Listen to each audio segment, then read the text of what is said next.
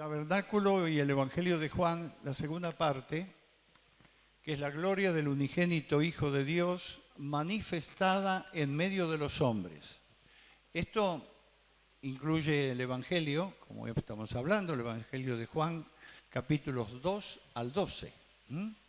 Entonces, como usted ve, no vamos a detenernos tan específicamente en toda la parte del Evangelio, pero teniendo un panorama completo de cómo fue toda esta manifestación de Jesús.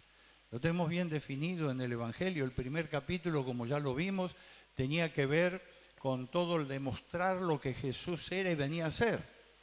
Y a partir del segundo domingo, capítulo hasta el capítulo 12, es toda la expresión de Jesús con la gente en general compartiendo su mensaje. Entonces, tenemos primera parte aquí, que vemos el altar de sacrificios, que está hablando precisamente del lugar donde que era la enseñanza del tabernáculo, se traían los sacrificios para el perdón de pecados. Esto era antiguo. Bueno, ¿cómo se cumplió en Jesús? Precisamente en esta etapa en que Él da a conocer todo lo que significaba su reino y su evangelio. Y vemos entonces la gloria del manifestado Salvador. El atrio, el lugar donde toda persona podía entrar y traer sus sacrificios, es una figura real del ministerio de Jesús entre la gente. Por eso incluimos esto, capítulo 2 al 12, y entramos en los hechos sobresalientes del capítulo 2.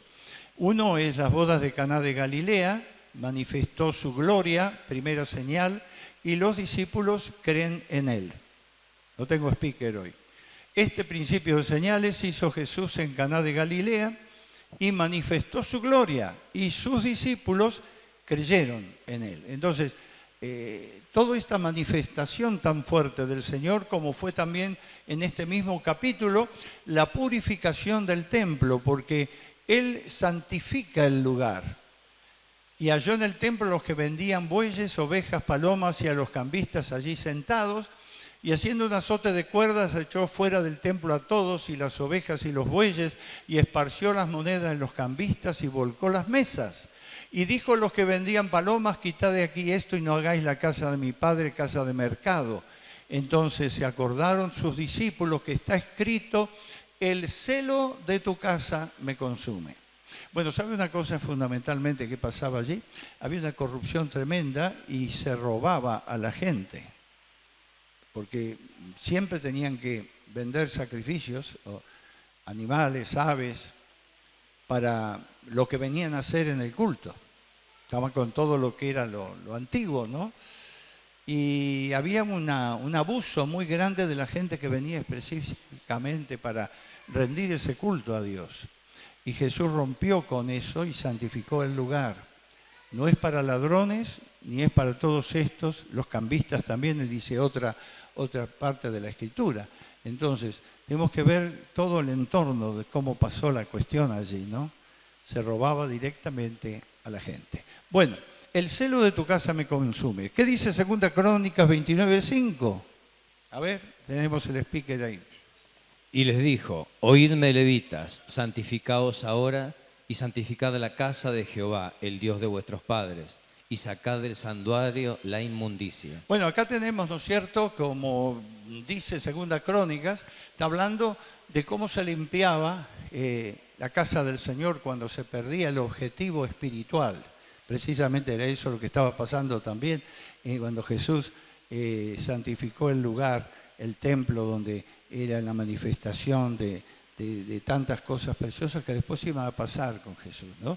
Entonces, era el punto de volver al original, volver a para lo cual fue, ¿no es cierto?, con el mismo espíritu y la misma señal. Entonces, esta escritura de Crónicas nos habla de un periodo distinto en el cual tuvieron que santificarse los que estaban en el templo, los que servían a Dios, santificar la casa de Dios vivo y verdadero y sacar del santuario la inmundicia, todo lo que no perteneciera, que es lo que hizo Jesús precisamente en esa ocasión. Entonces, tenemos acá la primera gloria de este manifestado Salvador en los hechos sobresalientes en el capítulo 2, ¿no?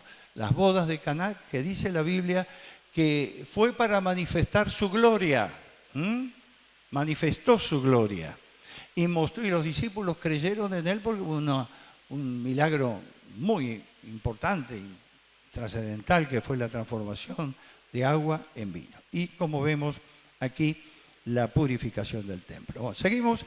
La gloria del manifestado Salvador, su tarea evangelística, porque durante estos capítulos 3 al 12 vemos cómo él se movió entre la gente. Su tarea evangelística, ¿cuál era? Si podemos mencionarla de esa manera para ubicarnos un poco en lo moderno, en lo de hoy, ¿no?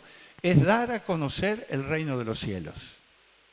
Todo lo que Jesús hizo a través de su contacto con la gente era para dar a conocer el reino de los cielos. Y esto lo tenemos acá, y como decimos, que se relaciona con toda clase de personas. Jesús está a disposición de todos. Este es el periodo abierto de Jesús que ministra para todos. Acá tenemos, bueno, lo que pasó en las bodas, después tenemos a Nicodemo, la samaritana, el hijo de un noble, el paralítico, alimenta a las multitudes, la mujer adúltera, el ciego de nacimiento, la resurrección de Lázaro, enseña, sana, invita a seguirle, anuncia que es el pan de vida, la verdad que liberta, la luz del mundo, los ríos de abundancia del Espíritu Santo. Esto lo vemos a través de todo ese pasar de todos estos capítulos, que vamos a detenernos un poquito en algunos después, pero lo importante es que él decía, todo lo que el Padre me da, que dice Juan 6:37. Todo lo que el Padre me da, vendrá a mí, y al que a mí viene, no le echo fuera. Esto era su mensaje, esta era la oportunidad que estaba dando al mundo de su tiempo. Por eso que es como cuando vamos y compartimos el mensaje del Señor con otros, estamos diciendo realmente lo que pasa en lo que es el reino de los cielos, predicando de Jesucristo el Señor. Y qué bueno saber que el Señor después siguió su ministerio, pero de otra manera. Veamos lo que tenemos en la gloria del manifestado Salvador. Juan 12:37, ¿qué nos dice? Estas cosas habló Jesús, y se fue y se ocultó de ellas. Pero a pesar de que había hecho tantas señales delante de ellos, no creían en él. Nosotros tenemos que darnos cuenta de algo que se desprende muy claramente de estas palabras aquí, dadas por Jesús, que la mayoría de la gente rechazó a Jesús y no quisieron creer. Entonces Jesús expresó un intenso clamor. ¿Qué dice el capítulo 12, 44? Jesús clamó y dijo, el que cree en mí, no cree en mí, sino en el que me envió. Bueno, desde ese momento realmente las relaciones con el pueblo terminaron, con las multitudes se terminaron. Esta es la reflexión del Evangelio de Juan, porque a partir de aquí comienza otra línea y otra énfasis en el ministerio de Jesús que es dado específicamente para sus discípulos, cuando él realmente se va y junto con ellos al aposento alto. Pero acá queremos detenernos en algunas verdades acerca del reino de Dios, que el Señor presenta en todo este pasar, ¿no? Primero de ello, él dice en la palabra Nicodemo, nacer del Espíritu. Prácticamente comienza, bueno, ahí tenemos todo lo que habla también de lo que es el ministerio poderoso de Jesús y lo que el Padre amó dando a Jesús en lo que... Tenemos esta escritura, vamos a leerla, Juan 3 hasta el 8, porque esto habla, esa palabra Nicodemo habla del hombre interior creado por el Espíritu Santo. Jesús vino a mostrar esta realidad del reino, el reino de los cielos, en los corazones de los hombres. Leemos. Respondió Jesús y le dijo, de cierto te digo que el que no naciere de nuevo no puede ver el reino de Dios. Nicodemo le dijo, ¿cómo puede un hombre nacer siendo viejo? ¿Puede acaso entrar por segunda vez en el vientre de su madre y nacer?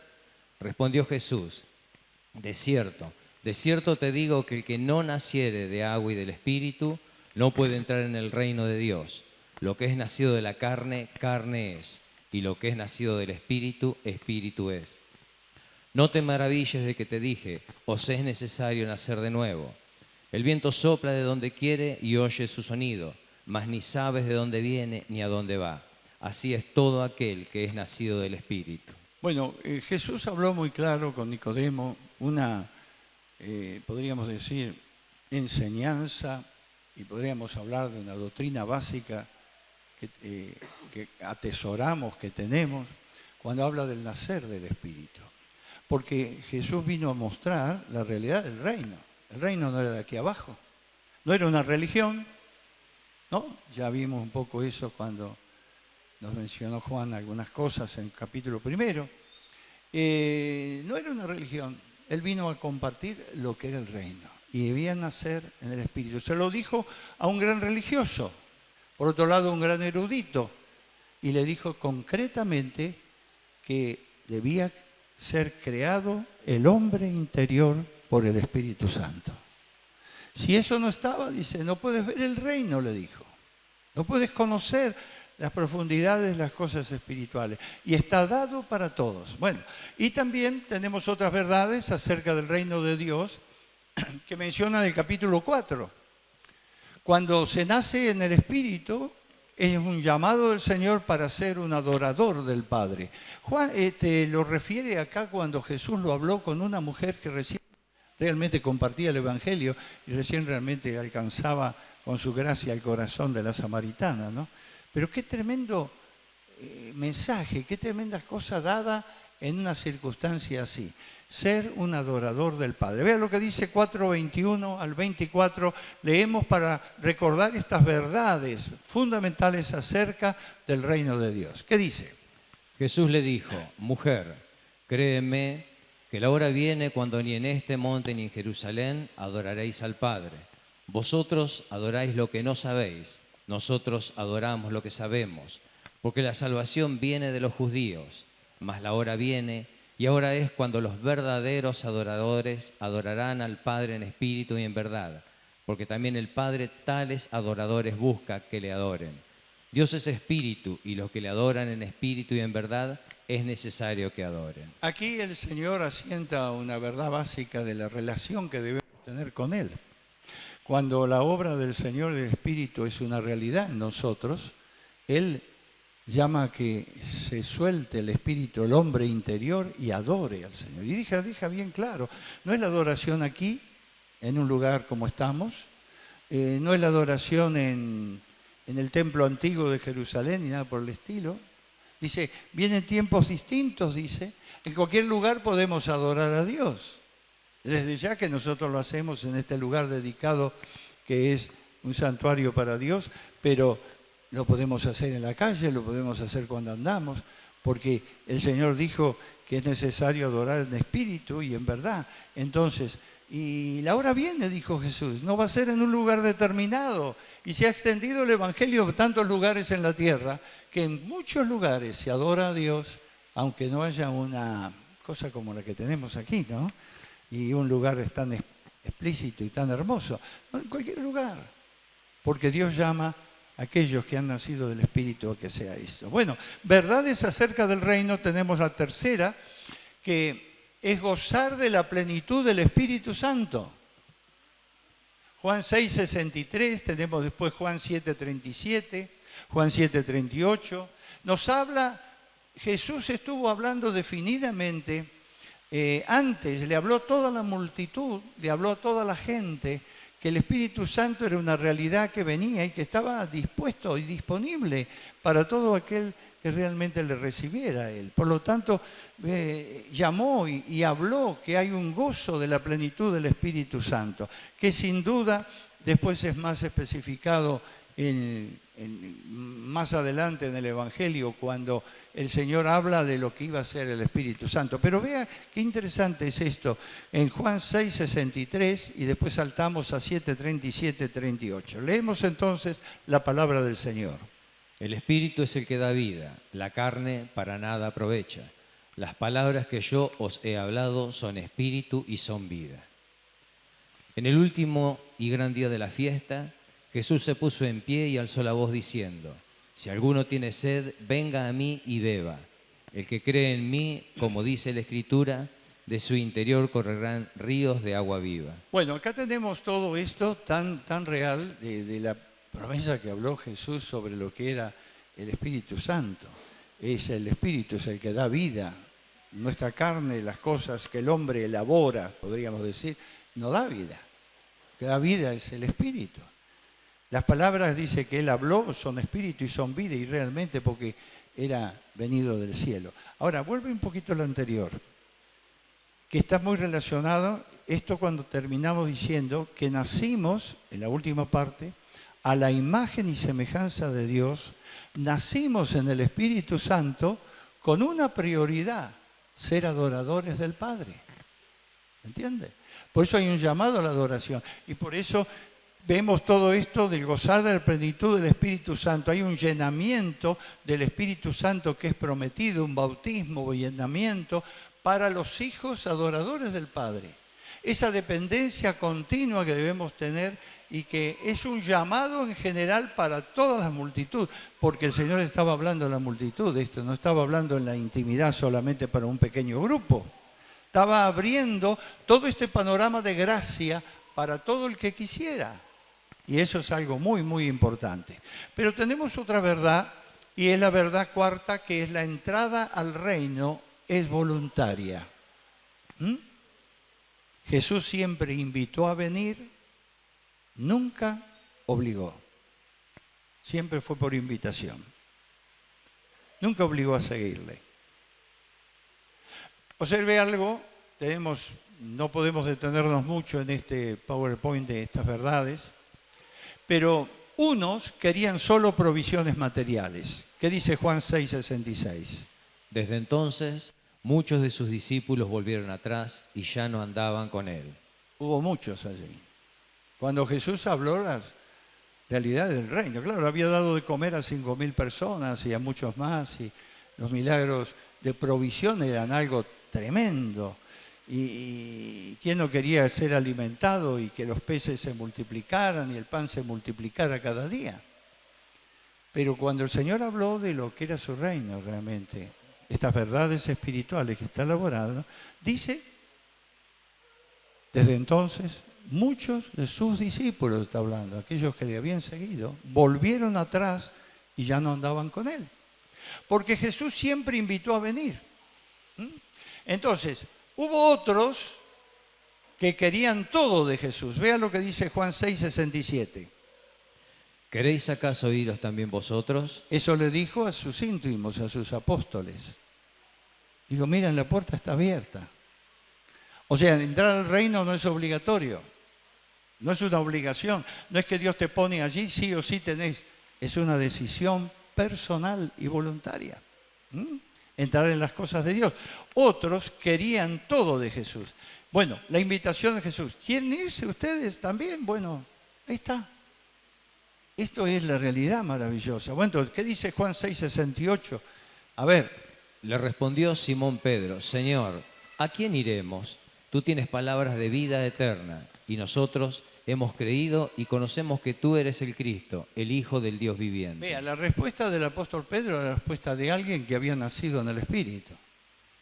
Hoy tuvo una revelación gloriosa que la trae Mateo, ¿no? De lo que era Jesús, de lo que era el Cristo.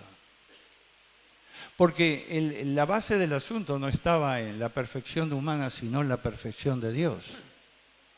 Él le sabía que había cosas, no entendía quizá todo, pero había algo en su espíritu que decía, no, yo no me quiero ir, no me puedo ir. He tomado una decisión, yo me quedo acá, no me voy a ir como los otros. No importa que un día no haya pan ni haya peces, pero yo voy a seguir a Jesús. ¿No? Nosotros hemos creído, dice, usó el término de otros con sus amigos y parte del apostolado. Nosotros hemos creído y conocemos que tú eres el Cristo, el Hijo del Dios viviente. No podemos dejarte, porque ha sido marcado nuestra vida con esa experiencia poderosa, ¿no? Por eso los adoradores de Dios, Padre, son guerreros espirituales voluntarios, querido. Con asumir cosas por obligación no nos salvan ni nos llevan a Dios.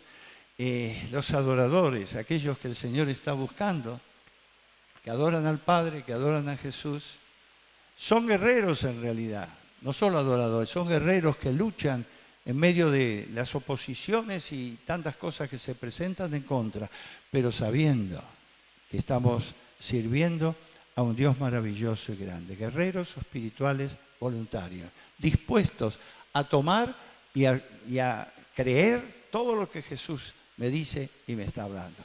Entonces, aquí en estas 3, 4 aspectos que vimos, ¿no? Les recuerdo rápidamente, volvemos atrás a la primera, nacer del Espíritu. Es la primera que vimos como verdades acerca. En realidad, Juan, el apóstol, en su carta, en su evangelio, nos deja muchísimas verdades.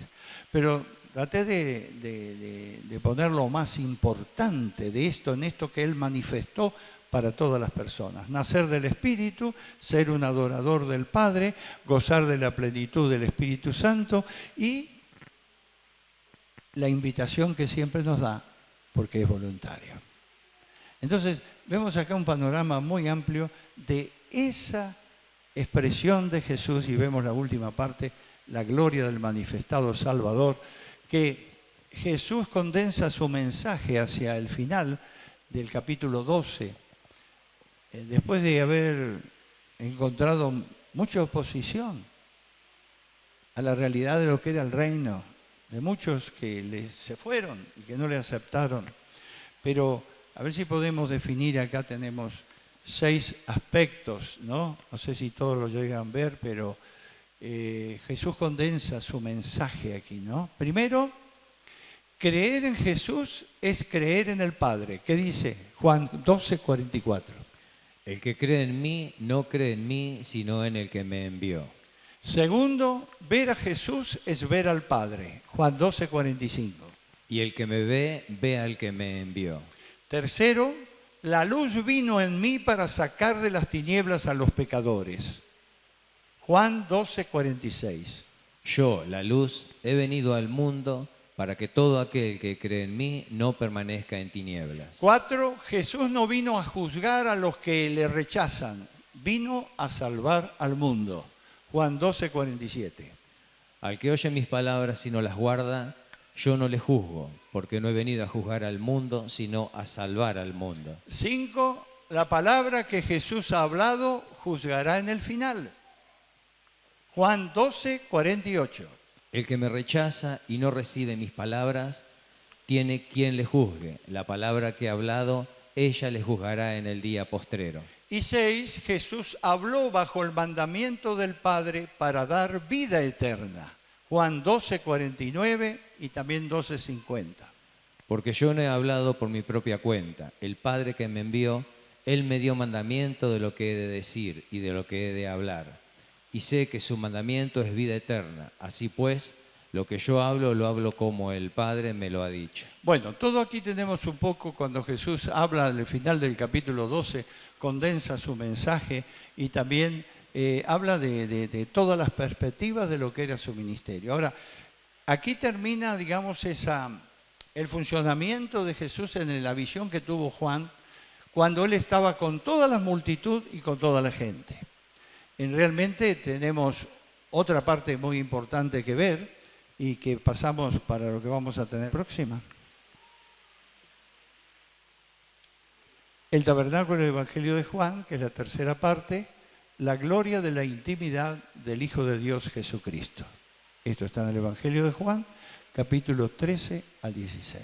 Yo les recomiendo que para el próximo domingo, que vamos a tener también este PowerPoint, pueda registrar estas escrituras en los capítulos 13 al 16 de San Juan. Por el momento dejamos acá y con esa expresión final que dice en el anterior, y vimos su gloria, Jesús. El mundo le conoció, la gente le conoció y sabían realmente quién era. Después hay algo muy definido y grande que expresa a los más íntimos, aquellos que ya le han conocido y que son sus apóstoles.